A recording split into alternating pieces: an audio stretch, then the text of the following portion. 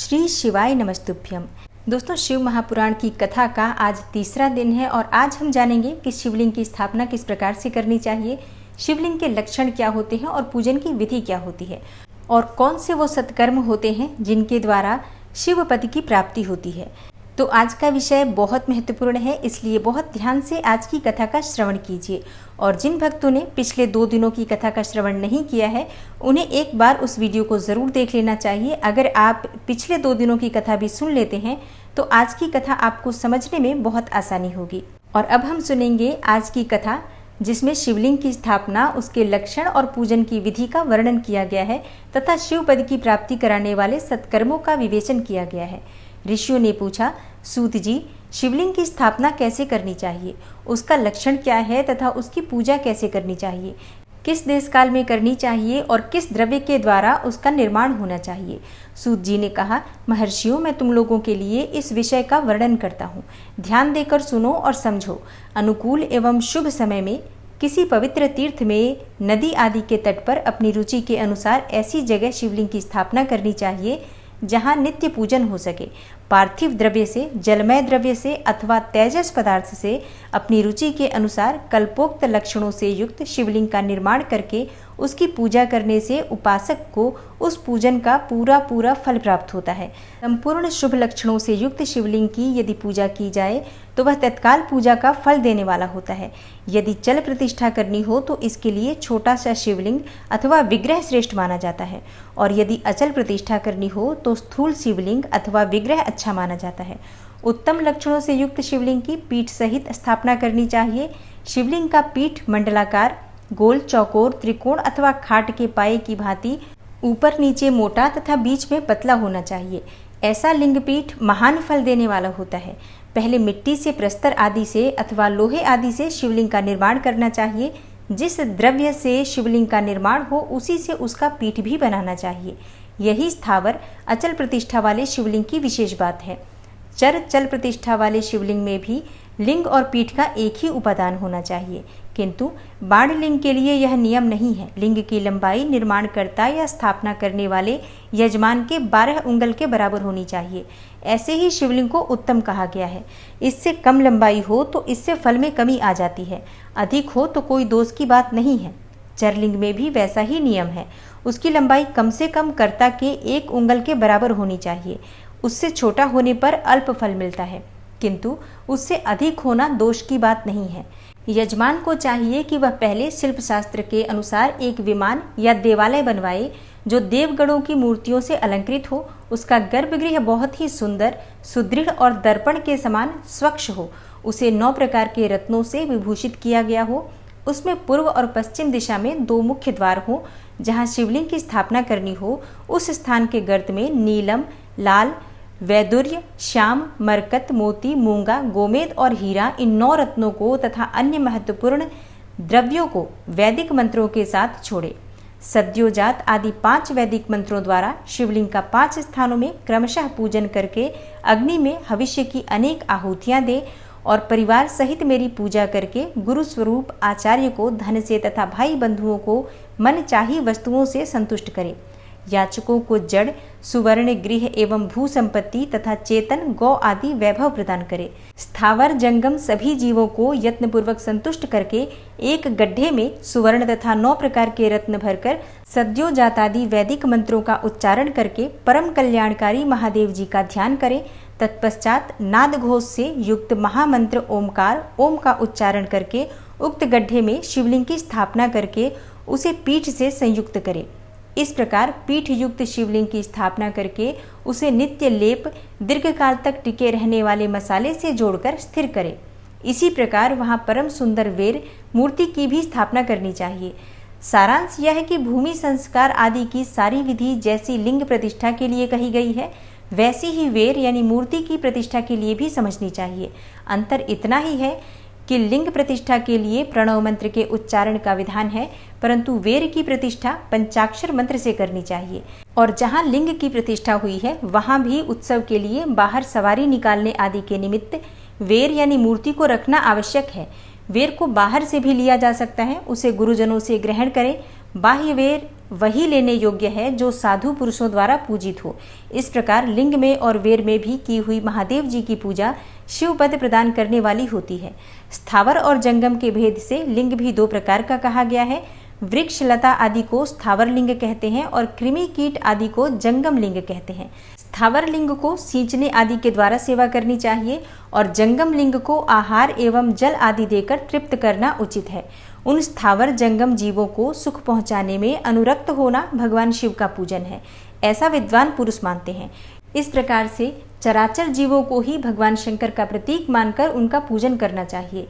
इस तरह महालिंग की स्थापना करके विविध उपचारों द्वारा उनका पूजन करें। अपनी शक्ति के अनुसार नित्य पूजन करना चाहिए तथा देवालय के पास जाकर ध्वजारोपण आदि करना चाहिए। शिवलिंग साक्षात भगवान शिव का पद प्रदान करने वाला है अथवा चरलिंग में षोडशोपचारों द्वारा यथोचित रीति से क्रमशः पूजन करें।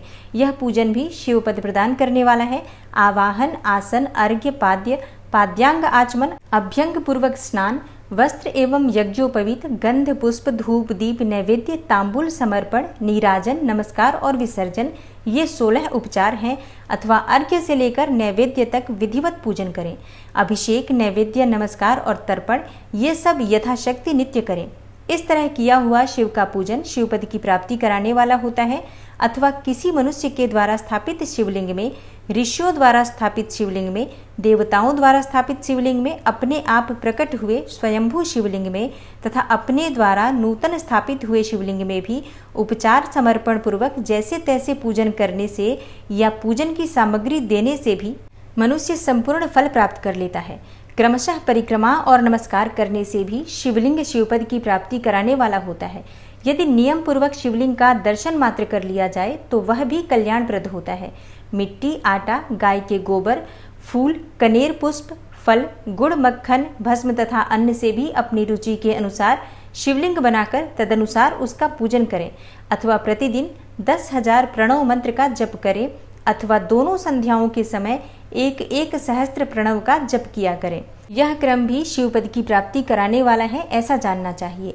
जप काल में मकारांत प्रणव का उच्चारण मन की शुद्धि कराने वाला होता है। समाधि में मानसिक जप का विधान है तथा अन्य सब समय भी उपांशु जप ही करना चाहिए। नाद और बिंदु से युक्त ओमकार के उच्चारण को विद्वान पुरुष समान प्रणव कहते हैं। यदि प्रतिदिन आदर पूर्वक 10,000 पंचाक्षर मंत्र का जप किया जाए अथवा दोनों संध्याओं के समय 1-1 सहस्त्र का ही जप किया जाए तो उसे शिवपद की प्राप्ति कराने वाला समझना चाहिए। ब्राह्मणों के लिए आदि में प्रणव से युक्त पंचाक्षर मंत्र अच्छा बताया गया है। कलश से किया हुआ स्नान, मंत्र की दीक्षा, मातृकाओं का न्यास, सत्य से पवित्र अंतःकरण वाला ब्राह्मण तथा ज्ञानी गुरु, इन सबको उत्तम माना गया है। द्विजों के लिए नमः शिवाय के उच्चारण का विधान है और द्विजेतरों के लिए अंत में नमः पद के प्रयोग की विधि है, अर्थात वे शिवाय नमः इस मंत्र का उच्चारण करें। स्त्रियों के लिए भी कहीं कहीं विधि पूर्वक नमो अंत उच्चारण का ही विधान है, अर्थात वे भी शिवाय नमः का ही जप करें। कोई ऋषि ब्राह्मण की स्त्रियों के लिए नमः पूर्वक शिवाय के जप की अनुमति देते हैं, अर्थात वे नमः शिवाय का जप करें। पंचाक्षर मंत्र का 5 करोड़ जप करके मनुष्य भगवान सदाशिव के समान हो जाता है। 1, 2, 3 अथवा 4 करोड़ का जप करने से क्रमशः ब्रह्मा, विष्णु, रुद्र तथा महेश्वर का पद प्राप्त होता है। अथवा मंत्र में जितने अक्षर हैं उनका पृथक पृथक 1-1 लाख जप करे अथवा समस्त अक्षरों का एक साथ ही जितने अक्षर हों उतने लाख जप करें। इस तरह के जप को शिवपद की प्राप्ति कराने वाला समझना चाहिए। यदि 1000 दिनों में प्रतिदिन 1 सहस्त्र जप के क्रम से पंचाक्षर मंत्र का 10 लाख जप पूरा कर लिया जाए और प्रतिदिन ब्राह्मण भोजन कराया जाए तो उस मंत्र से अभीष्ट कार्य की सिद्धि होने लगती है। ब्राह्मण को चाहिए कि वह प्रतिदिन प्रातःकाल 1008 बार गायत्री का जप करे। ऐसा होने पर गायत्री क्रमशः शिव का पद प्रदान करने वाली होती है। वेद मंत्रों और वैदिक सूक्तों को भी नियम पूर्वक जप करना चाहिए।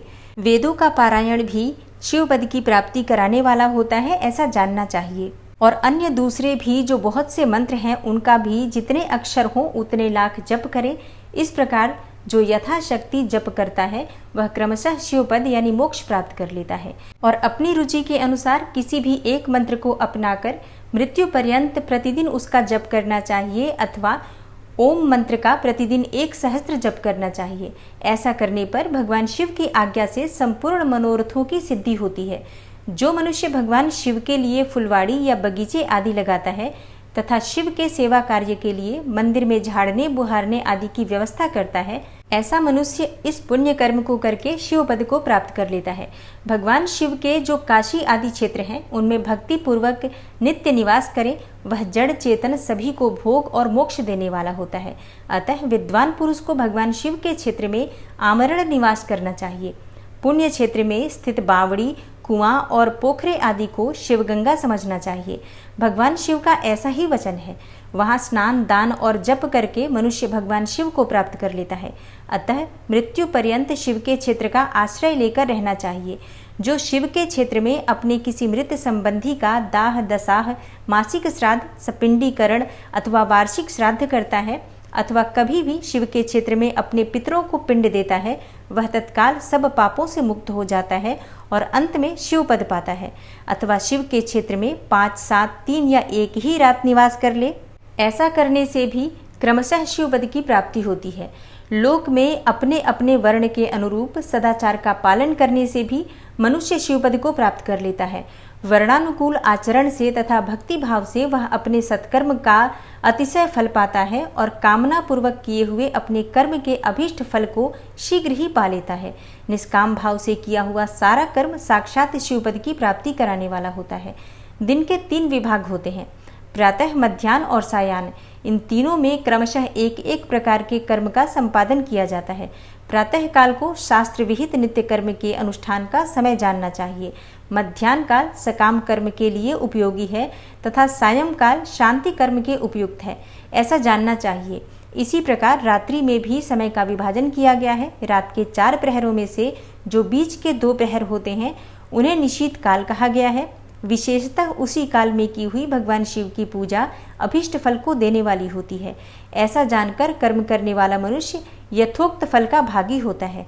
विशेषतः कलयुग में कर्म से ही फल की सिद्धि होती है। अपने अपने अधिकार के अनुसार ऊपर कहे गए किसी भी कर्म के द्वारा शिवाराधन करने वाला पुरुष यदि सदाचारी है और पाप से डरता है, तो वह उन कर्मों का पूरा फल अवश्य प्राप्त कर लेता है।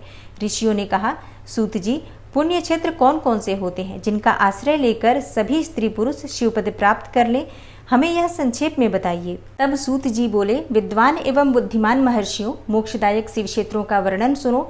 तत्पश्चात मैं लोक रक्षा के लिए शिव संबंधी आगमों का वर्णन करूंगा। पर्वत, वन और कानूनों सहित इस पृथ्वी का विस्तार 50 करोड़ योजन है। भगवान शिव की आज्ञा से पृथ्वी संपूर्ण जगत को धारण करके स्थित है।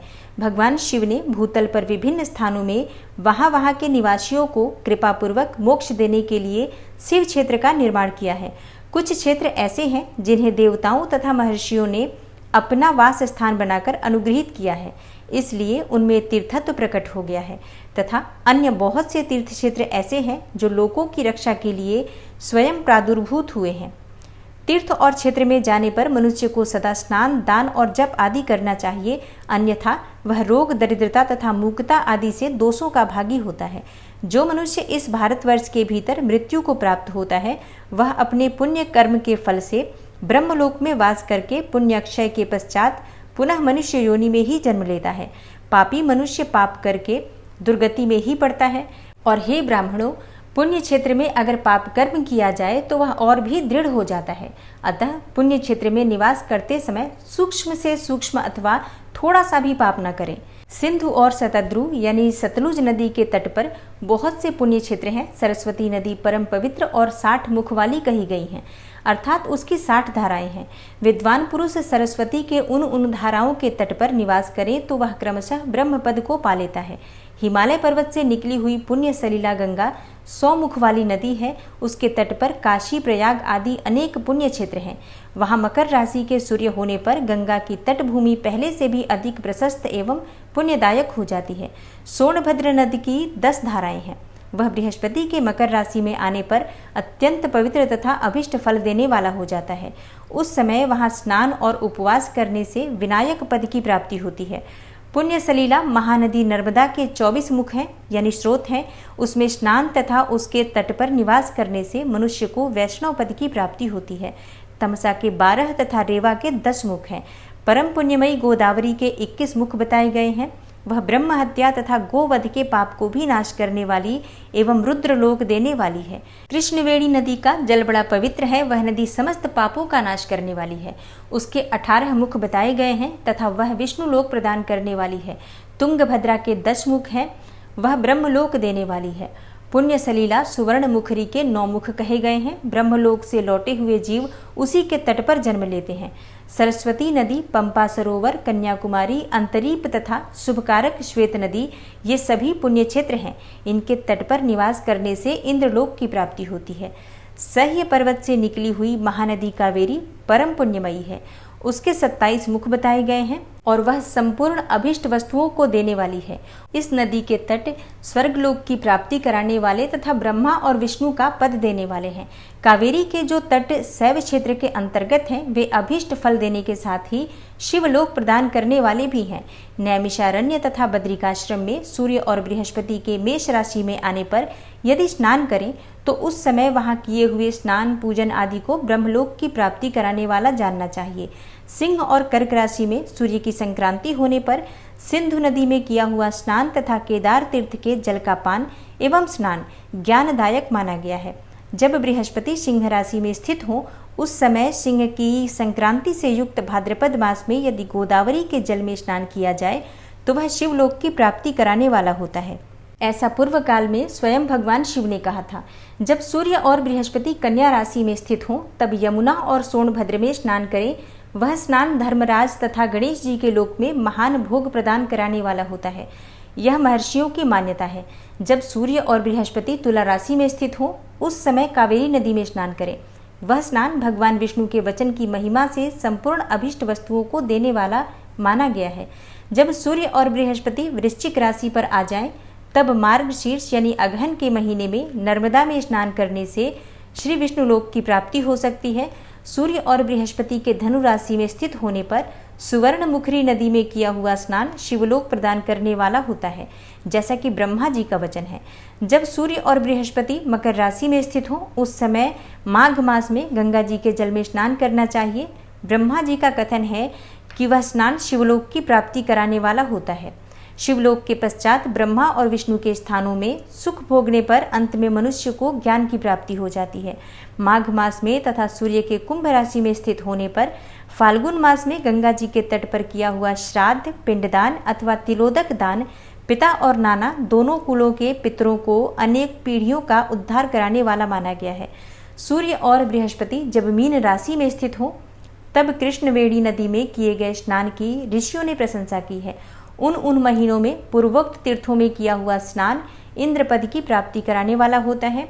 विद्वान पुरुष गंगा तथा कावेरी नदी का आश्रय लेकर तीर्थवास करें।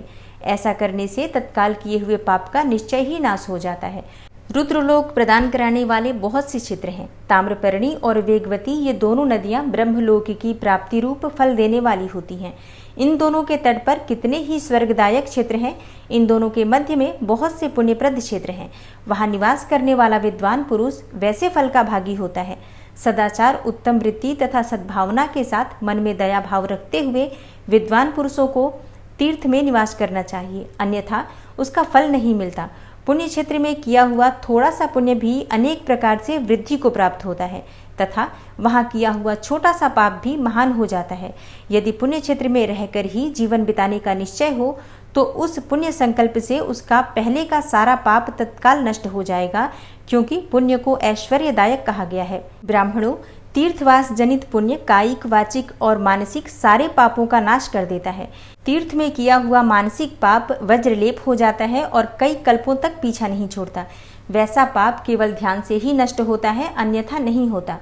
वाचिक पाप जप से तथा कायिक पाप शरीर को सुखाने जैसे कठोर तप से नष्ट होता है। अतः सुख चाहने वाले पुरुष को देवताओं की पूजा करते और ब्राह्मणों को दान देते हुए पाप से बचकर ही तीर्थ में निवास करना चाहिए। ऋषियों ने कहा, साधु शिरोमणे, अब आप पार्थिव प्रतिमा के पूजन का विधान बताइए जिससे समस्त अभिष्ट वस्तुओं की प्राप्ति होती है। सूत जी बोले, महर्षियों, तुम लोगों ने बहुत उत्तम बात पूछी है।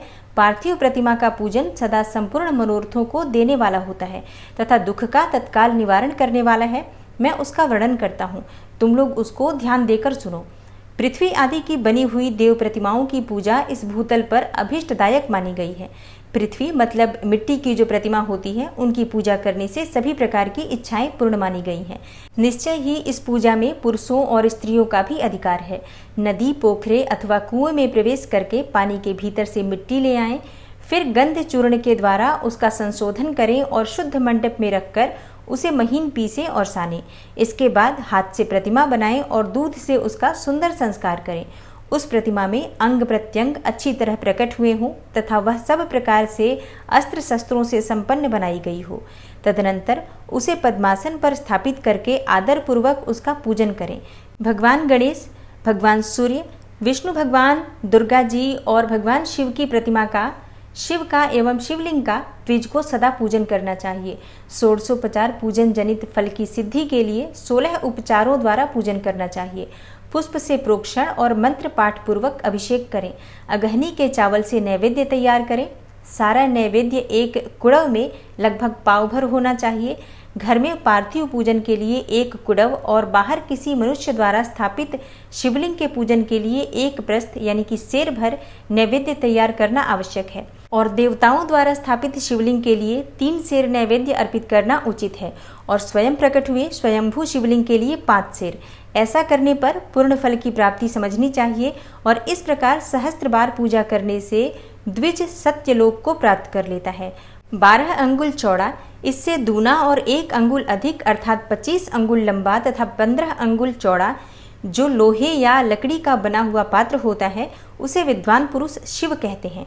उसका 8वां भाग प्रस्थ कहलाता है, जो 4 कुडव के बराबर माना गया है।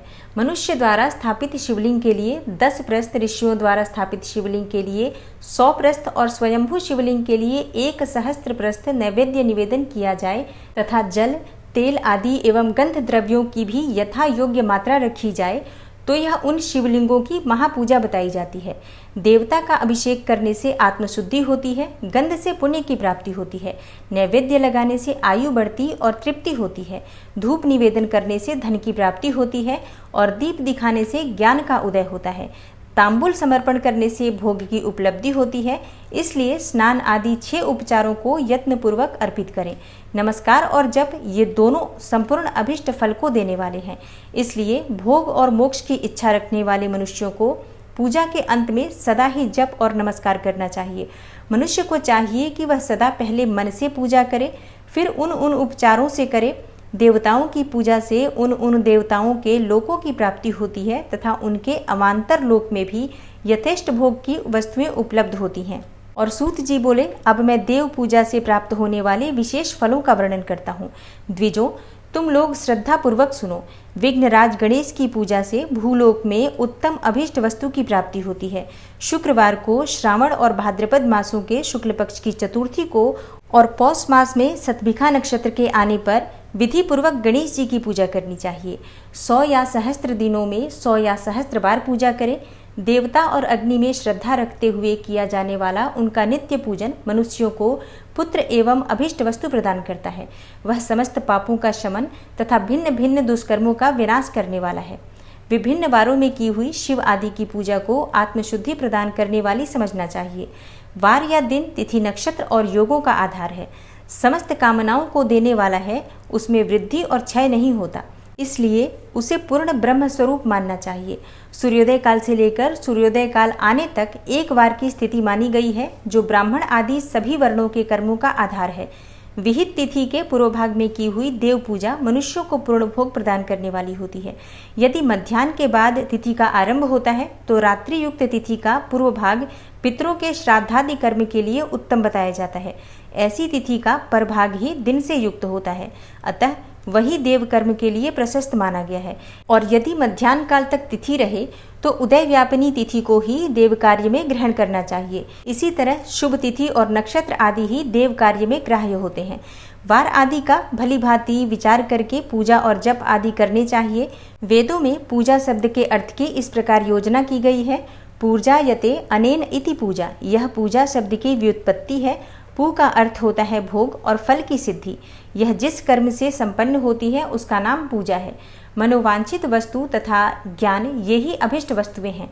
सकाम भाव वाले को अभिष्ट भोग अपेक्षित होता है और निष्काम भाव वाले को अर्थ यानी कि परमार्थिक ज्ञान, ये दोनों ही पूजा शब्द के अर्थ हैं। इनकी योजना करने से ही पूजा शब्द की सार्थकता है। इस प्रकार लोक और वेद में पूजा शब्द का अर्थ विख्यात है। नित्य और नैमित्तिक कर्म कालांतर में फल देते हैं, किंतु कार्य कर्म का यदि भली भांति अनुष्ठान किया हो तो वह तत्काल फल देने वाला होता है। प्रतिदिन एक पक्ष, एक मास और एक वर्ष लगातार पूजन करके उन कर्मों के फल की प्राप्ति होती है और उनसे वैसे ही पापों का क्रमशः क्षय होता है। प्रत्येक मास के कृष्ण पक्ष की चतुर्थी तिथि को की गई महागणपति की पूजा एक पक्ष के पापों का नाश करने वाली और एक पक्ष तक उत्तम भोग रूपी फल देने वाली होती है। चैत्र मास में चतुर्थी को की हुई पूजा एक मास तक किए गए पूजन का फल देने वाली होती है और जब सूर्य सिंह राशि पर स्थित हो उस समय भाद्रपद मास की चतुर्थी को की हुई गणेश जी की पूजा एक वर्ष तक मनोवांछित भोग प्रदान करने वाली होती है, ऐसा जानना चाहिए। श्रावण मास के रविवार को हस्त नक्षत्र से युक्त सप्तमी तिथि को तथा माघ शुक्ला सप्तमी को भगवान सूर्य का पूजन करना चाहिए। ज्येष्ठ तथा भाद्रपद मासों के बुधवार को श्रवण नक्षत्र से युक्त द्वादशी तिथि को तथा केवल द्वादशी को भी किया गया भगवान विष्णु का पूजन अभीष्ट संपत्ति को देने वाला माना गया है। श्रावण मास में की जाने वाली श्री हरि की पूजा अभीष्ट मनोरथ और आरोग्य प्रदान करने वाली होती है। अंगों एवं उपकरणों सहित पूर्वोक्त गौ आदि 12 वस्तुओं का दान करने से जिस फल की प्राप्ति होती है उसी को द्वादशी तिथि में आराधना द्वारा श्री विष्णु की तृप्ति करके मनुष्य प्राप्त कर लेता है। जो द्वादशी तिथि को भगवान विष्णु के 12 नामों द्वारा तथा 12 ब्राह्मणों का षोडशोपचार पूजन करता है वह उनकी प्रसन्नता प्राप्त कर लेता है। इसी प्रकार संपूर्ण देवताओं के विभिन्न 12 नामों द्वारा किया गया 12 ब्राह्मणों का पूजन उन देवताओं को प्रसन्न करने वाला होता है। कर्क की संक्रांति से युक्त श्रावण मास में नौमी तिथि को मृगशिरा नक्षत्र के योग में अंबिका का पूजन करें। वे संपूर्ण मनोवांछित भोगों और फलों को देने वाली है। ऐश्वर्य की इच्छा रखने वाले पुरुष को उस दिन अवश्य उनकी पूजा करनी चाहिए। आश्विन मास के शुक्ल पक्ष की नौमी तिथि संपूर्ण अभिष्ट फलों को देने वाली होती है। उसी मास के कृष्ण पक्ष की चतुर्दशी को यदि रविवार पड़ा हो तो उस दिन का महत्व विशेष बढ़ जाता है। उसके साथ ही यदि आर्द्रा और महार्द्रा सूर्य संक्रांति से युक्त आर्द्रा का योग हो तो उक्त अवसरों पर की हुई शिव पूजा का विशेष महत्व माना गया है।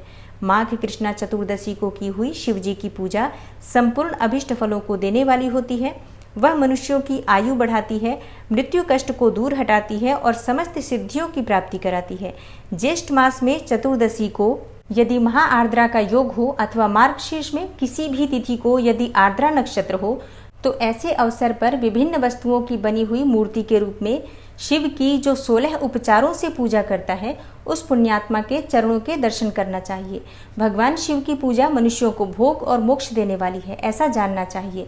कार्तिक मास में प्रत्येक वार और तिथि आदि में महादेव जी का पूजन विशेष महत्व होता है।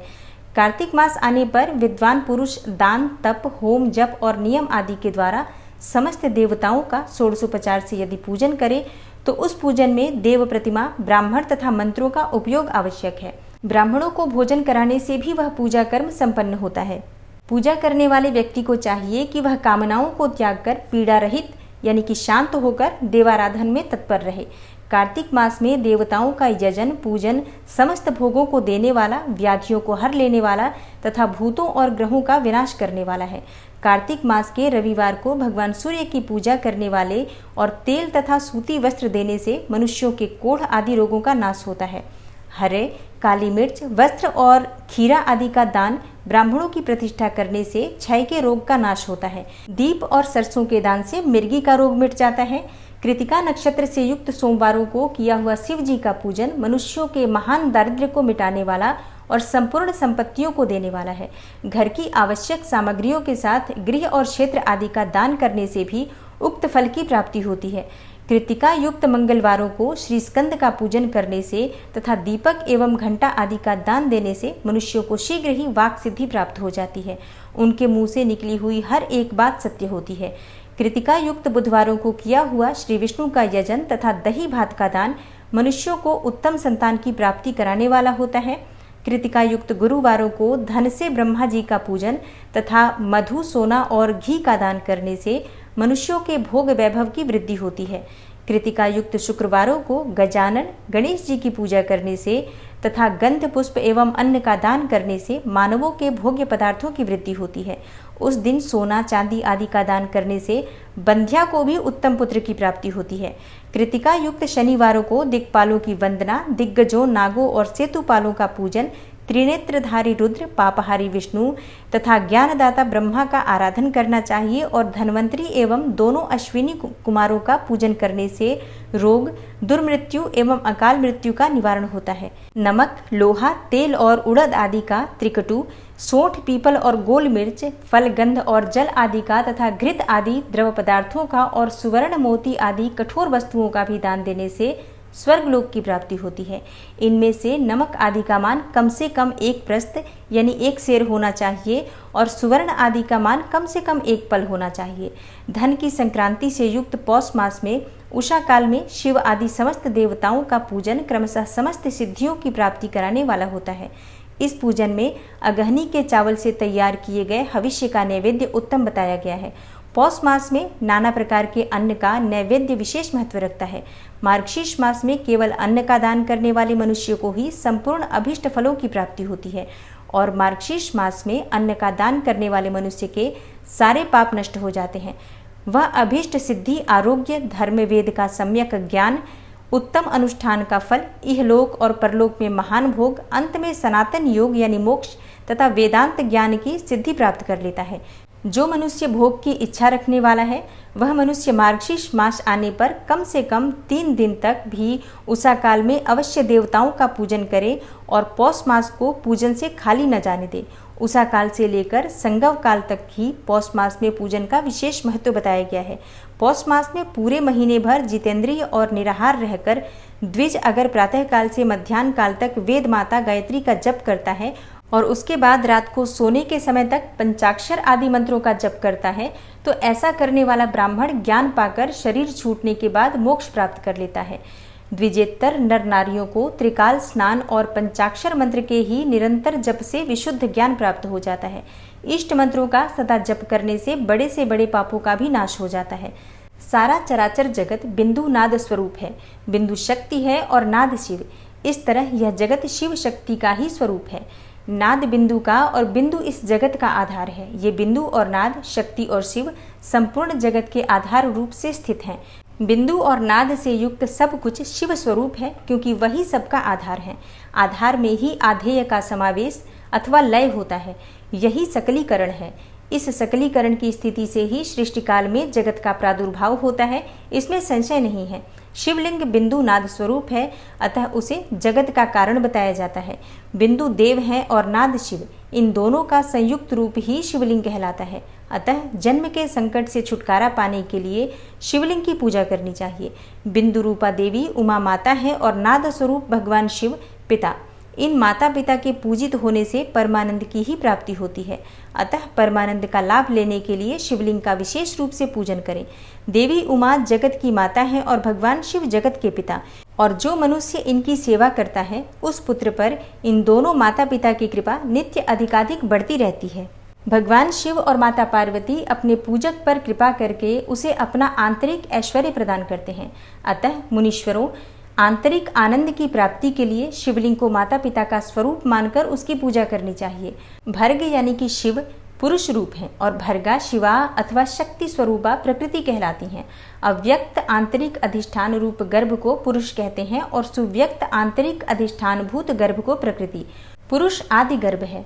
वह प्रकृति रूप गर्भ से युक्त होने के कारण गर्भवान है, क्योंकि वही प्रकृति का जनक है। प्रकृति में जो पुरुष का संयोग होता है यही पुरुष से उसका प्रथम जन्म कहलाता है। अव्यक्त प्रकृति से महतत्व आदि के क्रम से जो जगत का व्यक्त होना है यही उस प्रकृति का द्वितीय जन्म कहलाता है। जीव पुरुष से ही बारंबार जन्म और मृत्यु को प्राप्त होता है। माया द्वारा अन्य रूप से प्रकट किया जाना ही उसका जन्म कहलाता है।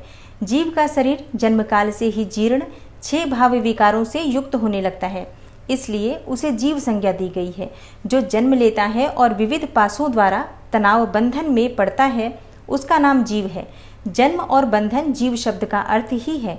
अतः जन्म मृत्यु रूपी बंधन की निवृत्ति के लिए जन्म के अधिष्ठान भूत मातृ पितृ स्वरूप शिवलिंग का पूजन करना चाहिए। गाय का दूध, गाय का दही और गाय का घी, इन तीनों को पूजन के लिए शहद और शक्कर के साथ पृथक पृथक भी रखें और इन सबको मिलाकर सम्मिलित रूप से पंचामृत भी तैयार कर लें। इनके द्वारा शिवलिंग का अभिषेक एवं स्नान कराएं। फिर गाय के दूध और अन्न के मेल से नैवेद्य तैयार करके प्रणव मंत्र के उच्चारण पूर्वक उसे भगवान शिव को अर्पित करें। संपूर्ण प्रणव को ध्वनिलिंग कहा जाता है और स्वयंभू लिंग नाद स्वरूप होने के कारण नादलिंग कहा जाता है। यंत्र या अर्घा बिंदु स्वरूप होने के कारण बिंदुलिंग के रूप में विख्यात है। उसमें अचल रूप से प्रतिष्ठित जो शिवलिंग है वह मकार स्वरूप है, इसलिए मकारलिंग कहलाता है। सवारी निकालने आदि के लिए जो चरलिंग होता है वह उकार स्वरूप होने से उकारलिंग कहा गया है तथा पूजा की दीक्षा देने वाले जो गुरु या आचार्य हैं उनका विग्रह आकार का प्रतीक होने से अकारलिंग माना गया है। इस प्रकार आकार, उकार, मकार, बिंदु, नाद और ध्वनि के रूप में लिंग के 6 भेद हैं और इन 6 लिंगों की नित्य पूजा करने से साधक जीवन मुक्त हो जाता है, इसमें संशय नहीं है। ओम नमः शिवाय। श्री शिवाय नमस्तुभ्यं।